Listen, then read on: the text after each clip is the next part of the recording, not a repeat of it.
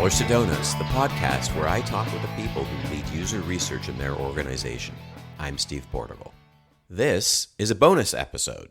It's the first anniversary of Interviewing Users' second edition, and I'm thrilled to announce that my book, along with other popular titles from Rosenfeld Media, is now available as an audiobook on Audible. Audiobooks are great for commuting, working out, or engaging in a less physically demanding way. You can now tune in and learn from your favorite UX experts. In addition to Interviewing Users, you can find books by Jim Kalbach, Harry Max, and more. So, here's an excerpt of that new audiobook. This clip comes from Chapter 6, The Intricacies of Asking Questions. Chapter 6, The Intricacies of Asking Questions.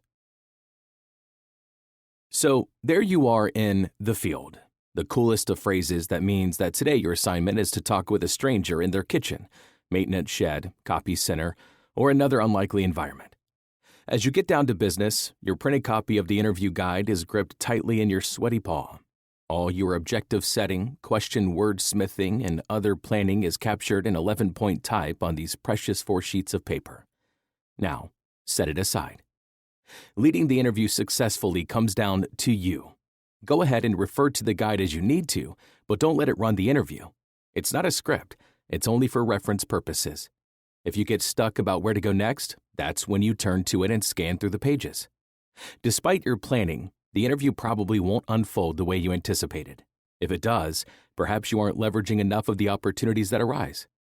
If you're a novice interviewer, you'll probably lean more toward the guide than improvisation. Similarly, if you're at the very beginning of a study, you should rely more on the guide than you will once you've learned from a couple of interviews. From my perspective, different research topics require different interviewing muscles. In some research studies, I led similar interviews that broadly followed the guide's questions and flow. Other research topics required individual, exploratory conversations. In one set of interviews about remote work, I sought to understand how employees were using their home to work. Each session basically followed the interview guide. In another set of interviews with the same population, I was learning about how people manage their relationships while working remotely. For this topic, I had made plenty of assumptions, or hypotheses, about what the issues and questions would be and how to even begin talking about them. But each interview was an improv exercise to figure out how to explore this topic with this person. We were sampling the same population with the same general theme, and yet the interviews were entirely different. As you go from project to project, even with the same user base, be aware that you will find yourself using different interviewing muscles. There's power in your silence. After you ask a question, be silent. This is tricky because you are speaking with someone you've never spoken to before. You are learning about their conversational rhythm, how receptive they are to your questions, and what cues they give when thinking about an answer. These tiny moments, from part of a second to several seconds, are nerve-wracking. One way a novice interviewer tries to counteract nervousness is by preemptively filling the silence. So, the interviewer asks long questions. What they want to know is, what did you have for breakfast yesterday? But the novice stretches the question out to delay the moment where the question is done, and then is forced to await the answer, or some awful unnamed fate. The question then becomes, what did you have for breakfast yesterday? Was it toast or juice? The novice interviewer is suggesting possible responses, and their interviewee is just that much more likely to work within the interviewer's suggestions rather than offer up their own answers. In fact, what the novice interviewer probably asked was, what did you have for breakfast yesterday? Was it toast or juice or... You can hear the novice interviewer actually articulate the ellipsis as a descending, slowly fading That trailing sound is the last gasp at holding on to the question. Don't do this. Ask your question and let it stand. Be deliberate about this. To deal with your potentially agonizing discomfort during the silence, give yourself something to do. Slowly repeat, allow silence, as many times as it takes. Use this as a mantra to calm and clear your mind, at least for the moment.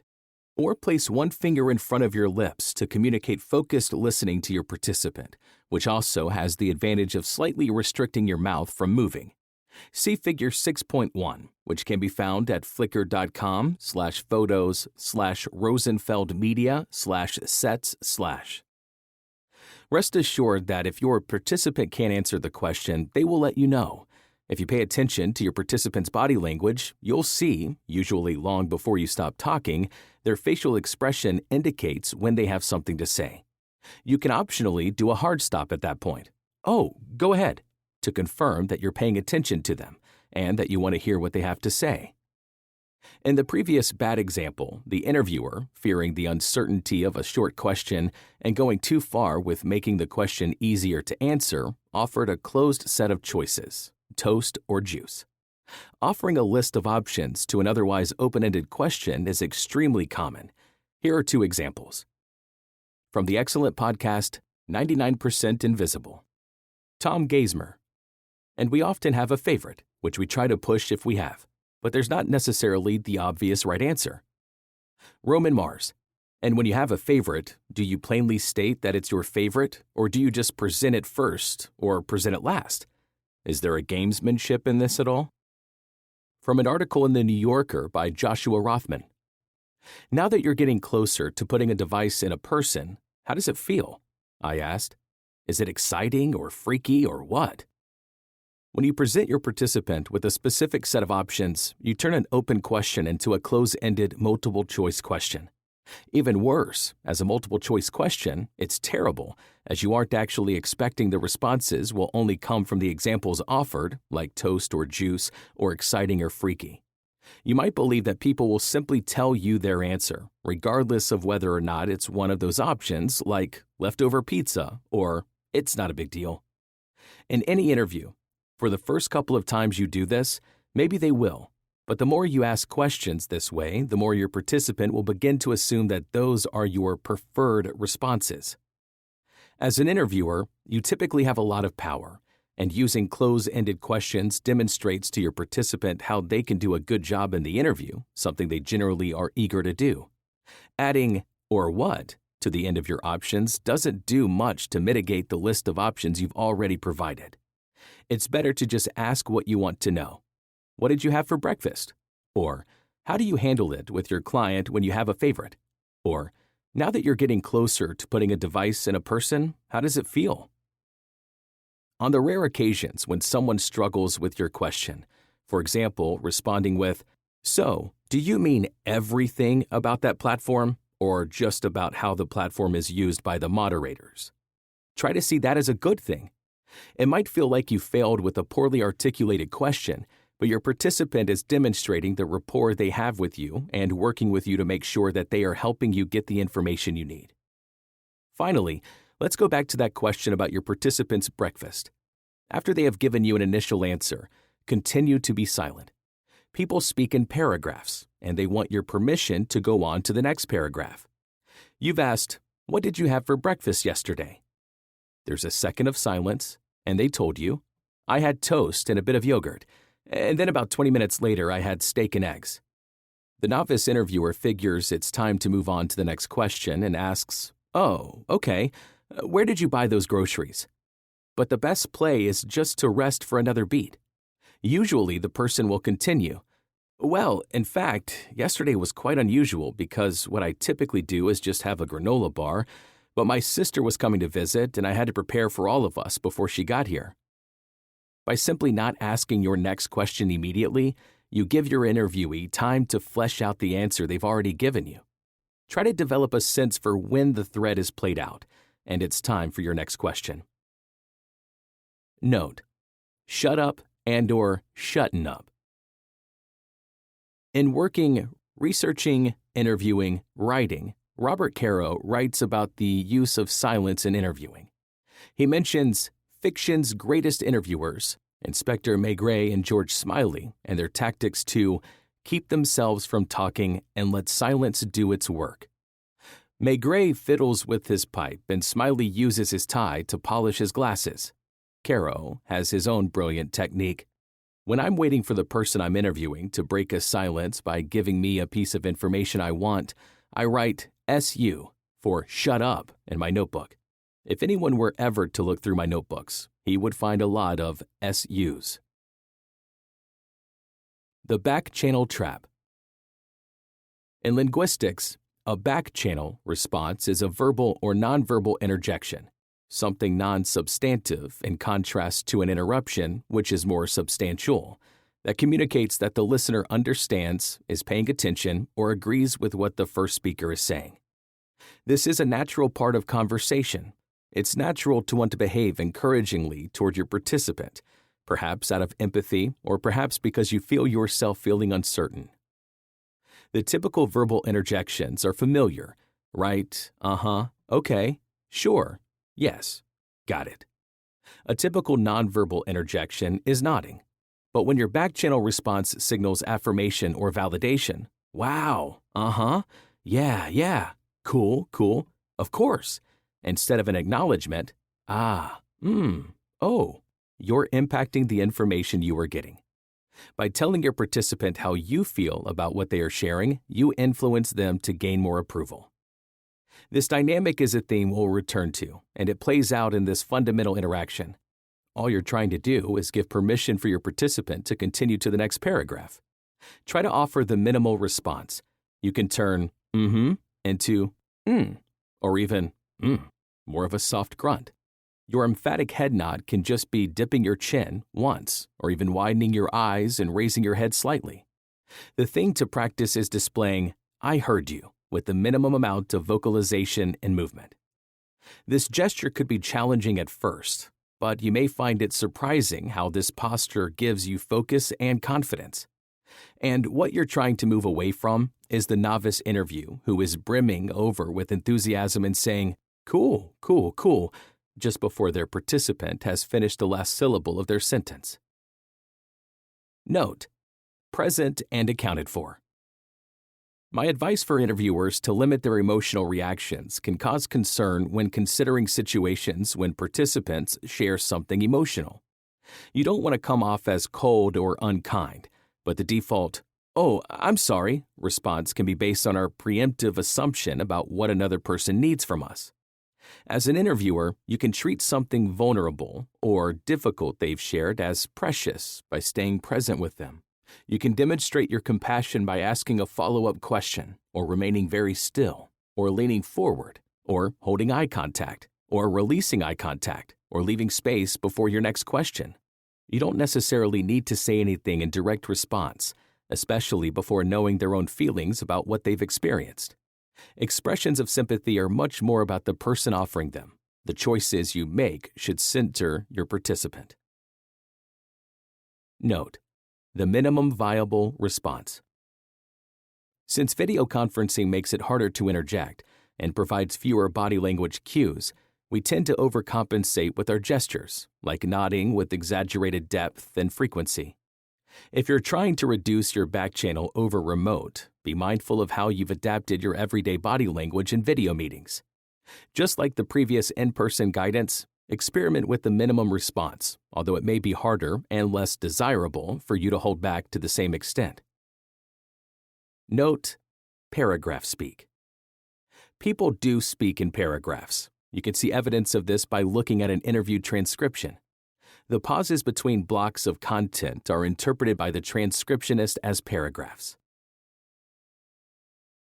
Werner Herzog's documentary Grizzly Man tells the story of Timothy Treadwell, a self-professed naturalist who lived in the wilderness to be close to his beloved grizzly bears, only to be mauled to death.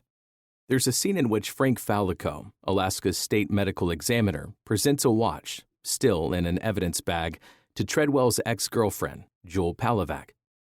Herzog, holding the camera, cuts between passively observing the dialogue between the two of them and inserting his own questions about her memory of Treadwell and his girlfriend who died with him. Finally, Fallico has Jewel sign some official papers and the process is complete. Herzog doesn't cut and continues to film the two. But nothing is happening. They have uttered their concluding words and smile awkwardly and stare at nothing. Moments tick by and still no cutting. Then Jewel gives a sharp intake of breath, and Herzog, holding the camera, steps forward.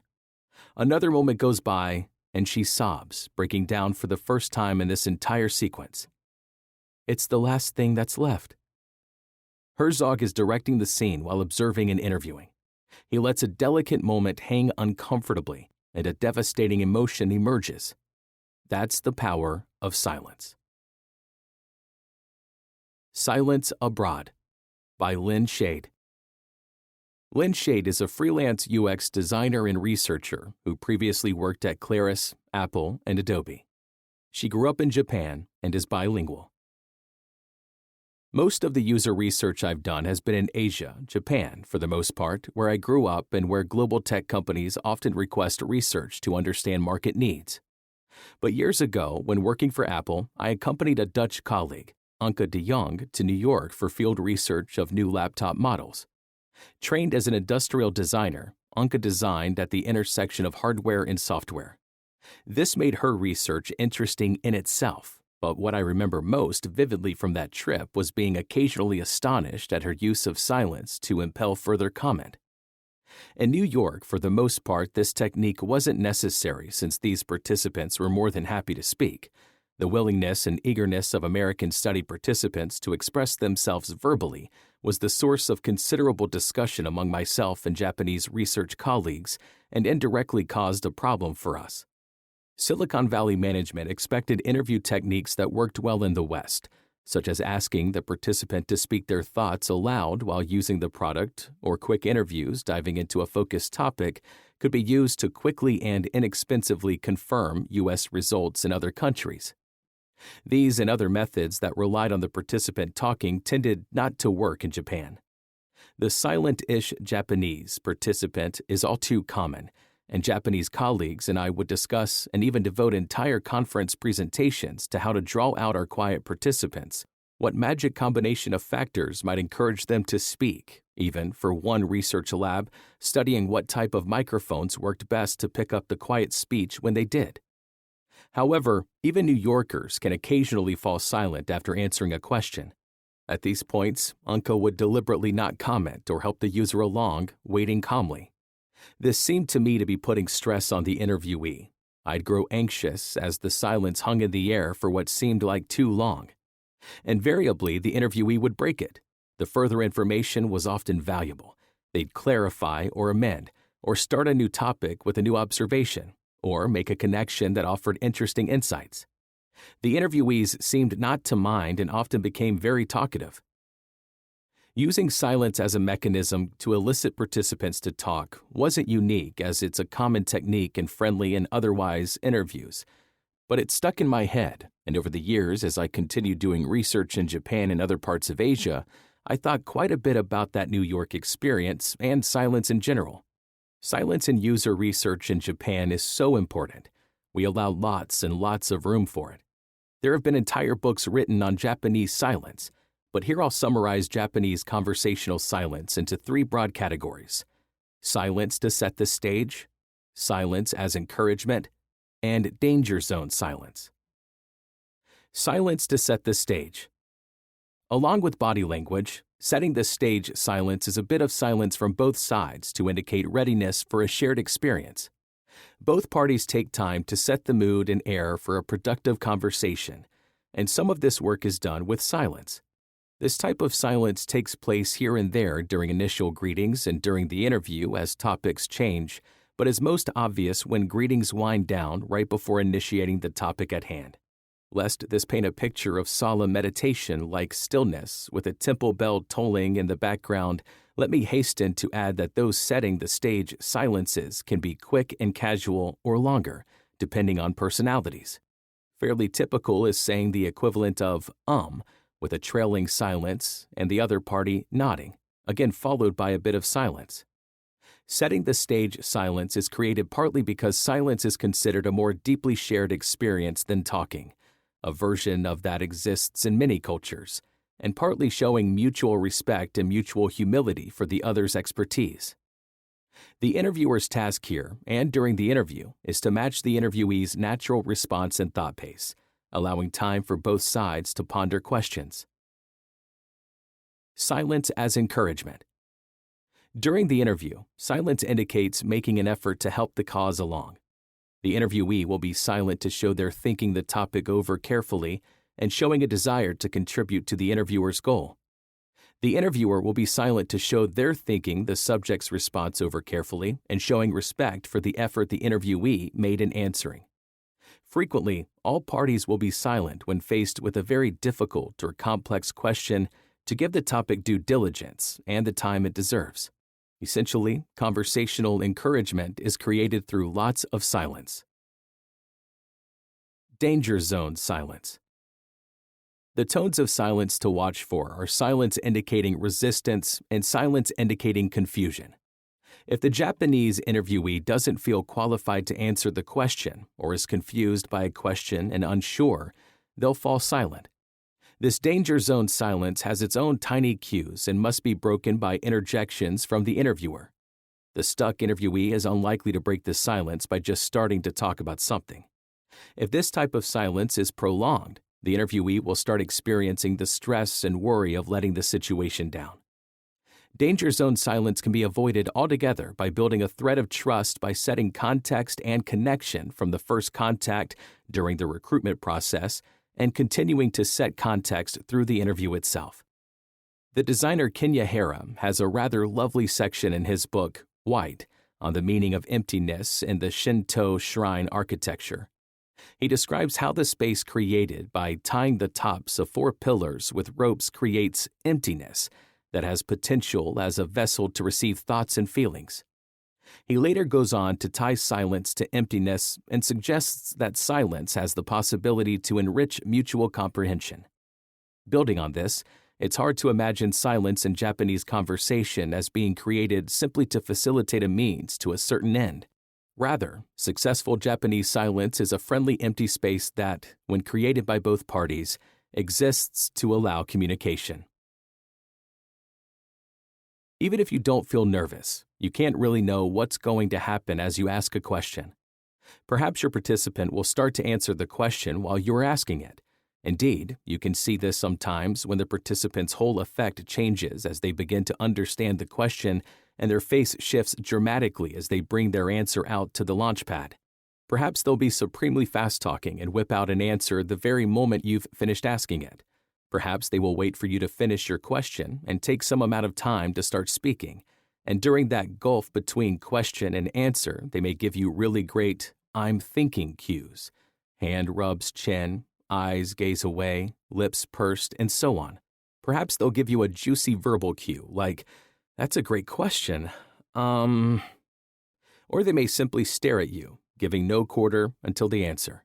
Be prepared for any of these.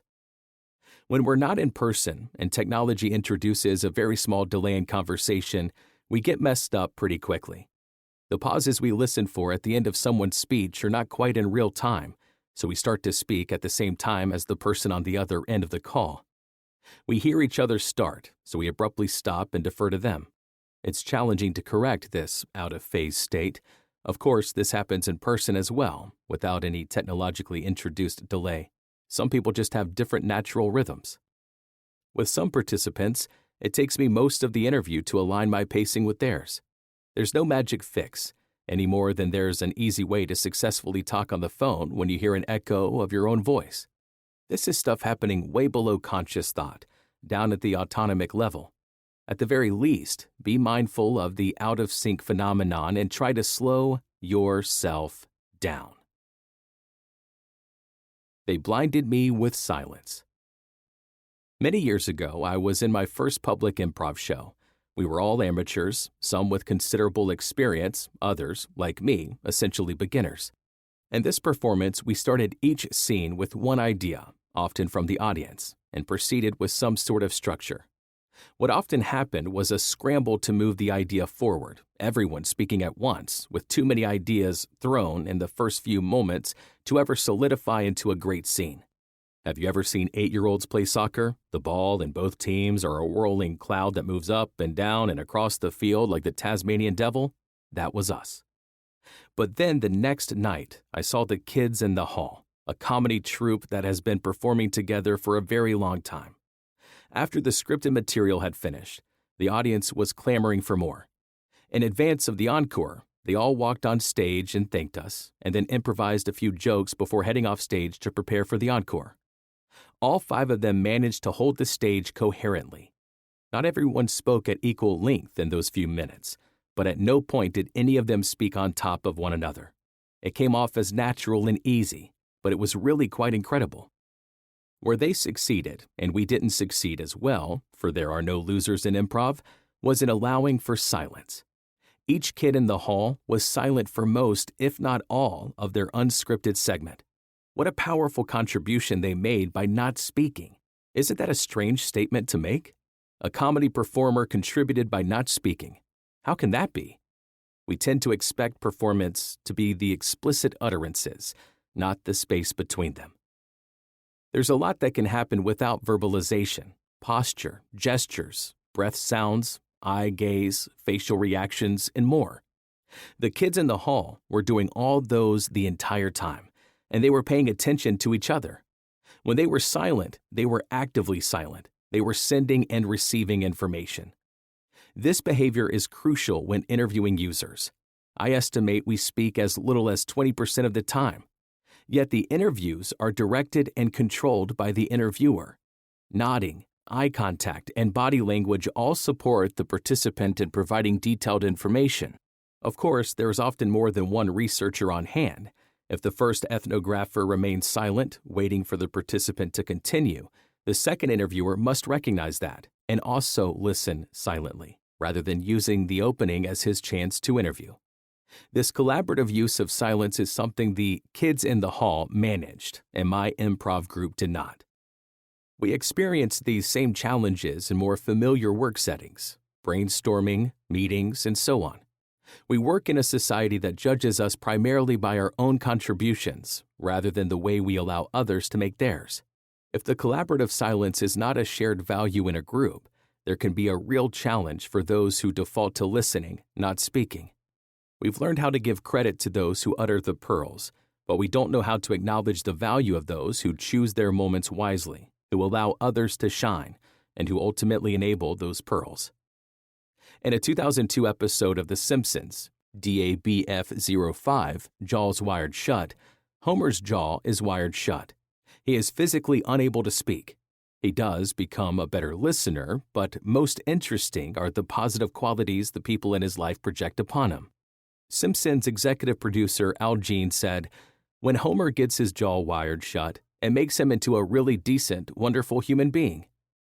I don't know if Al Jean is getting postmodern on us, but Homer's internal change, through his silence, was fairly minor compared to the differences that other people perceived. For even more on this theme, check out the book Being There by Jerzy Kosinski, or the film with Peter Sellers. How you ask. The words that make up your question are just part of what you communicate. You're also using paralinguistic information, acoustic information like pitch and volume, and non-linguistic information, facial expressions, eye contact, sounds other than words, and body language.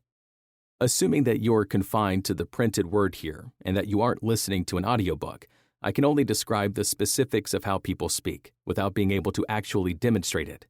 But you can do this yourself. Take a simple phrase like, "Honey, I'm home," and say it out loud. Now, note what happens when you emphasize different words. "Honey, I'm home," versus "Honey, I'm home," versus "Honey, I'm home." By punching each of those words in turn, you tell a very different story. Next, try saying that phrase with the intention of conveying a different emotion. For example, resigned, tired, enthusiastic, wary, amorous, and angry. Consider how many different ways you can ask the very same question, depending on how you ask and what you're trying to convey.